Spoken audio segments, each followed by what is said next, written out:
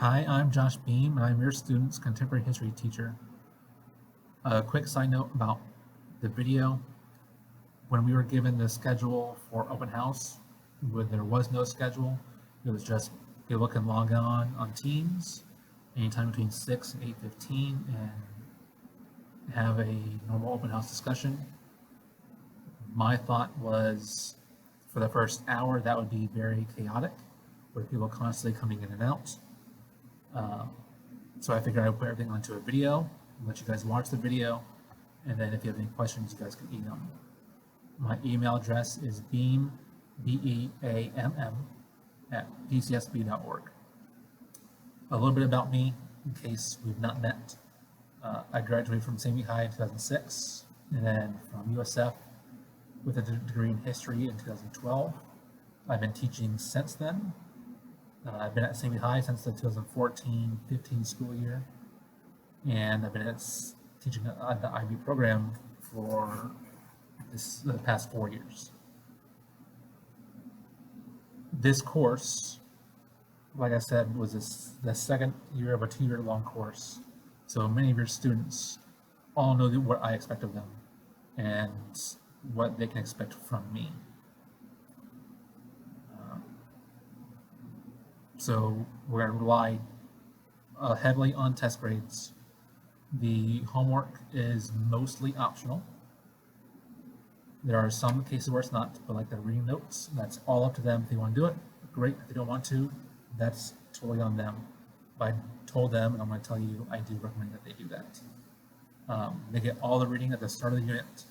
That way they can pace themselves how much they want to work and when they want to work. We will do classwork, which will give the hopefully offset any low test scores. That's going to be like graphic organizers, some group presentations. The tests are all essay tests. We have 2 types. We have paper 1, which we're currently working on, and their first test for paper 1 is tomorrow or Thursday, depending on when your student has this class. That is mostly a skills-based test. So they can know very little of content and still get by and do okay.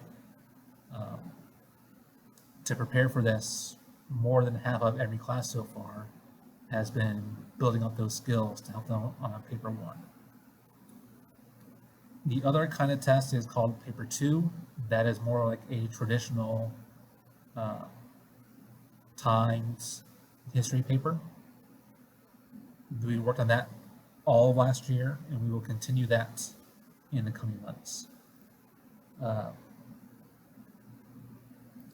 Last year, many students struggled with the first test or 2, and that was expected. I told them that, and I told you guys that at the open house last year. And I told them, and I told you that things would start to get better around the 3rd test, and then really good with the 4th test. And that was what we saw last year. Where we saw by test 4, almost everyone earning at least a B. I don't expect as rough as a first test this year, because we know how to do some history writing. But his first test is a little bit different. So I expect the scores to be probably B's and C's. But paper 1 is the easier of the 2 tests. And students, once they get a hang of it, they do really well, and it tends to be their preferred format between the 2. I know that the writing last year was difficult, and like I was saying before, students struggled at first, but they got better and better. But there is kind of a method to the madness here with what we do, and just kind of as evidence so you guys don't think that we're out to get your students. The school had a 100% pass rate last year. It's the second time ever. My students all passed the history exam, and just because a student earned the IB diploma doesn't mean they passed all their exams. My students all passed the history exams.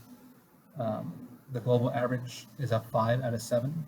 My students earned a 5.56 out of 7. And I also had the most number of 7s in the school. Again, that's the highest score. I'm not trying to toot my own horn. I'm just using it as evidence so you guys can have a little bit of relief that where I'm not trying to overload your students. I'm trying to give them what they need to be successful. And so far, the results kind of back that up.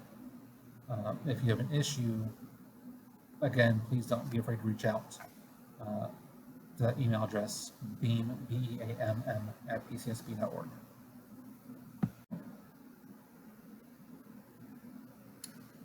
The content we're going to look at this year, we're looking at the German expansion prior to World War II, and then we're going to move into the Italian expansion prior to World War II, and then Japanese expansion prior to World War II. And that'll take us to about the end of October.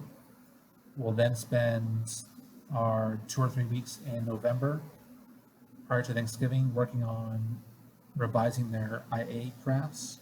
They turn those in at the end of last school year. They're going to be graded and given back to them.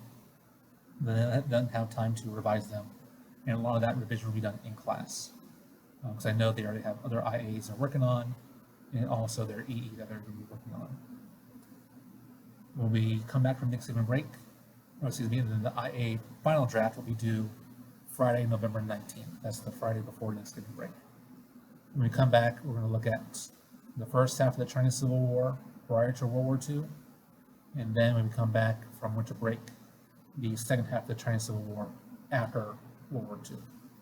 And then we'll look at Mao as a dictator, and then the Cuban Revolution and Fidel Castro as a dictator, and the Vietnam War prior to American involvement. That should take us up to spring break. If we have time before spring break, we'll look at Juan Perón of Argentina as a dictator, but I'm not sure we'll get there. And we don't need to get there. That would just be extra to give students and one more example of a dictatorship outside of Europe. When we come back from spring break, that last 4 or 6 weeks of the school year before the seniors leave to start their IB exams will be spent all in review. And we'll essentially do one topic per class with lots of mini practice essay tests. I'll remind the students when we get there in the fourth quarter of the year, but there's no reason not to earn an A that quarter when the assignments are just the review assignments. Their IB exam will be Tuesday, May 3rd. And they're going to write their paper 1 that afternoon and their paper 2 that afternoon. And their review assignments are due by the end of that week if they haven't already turned them in. That way they can keep them and not have to worry about turning them in and getting them back before their IB exam. And most of our work is going to be that way. The student will check it off in class, make sure everything's just going well, but it's theirs to keep until the test day, and then they turn on test day to count as a grade.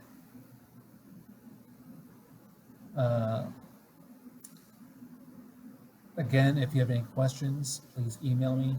That email address is beam, B-E-A-M-M, @pcsb.org, so just make sure there's 2 M's. And I look forward to hearing from you. Thank you and have a good night.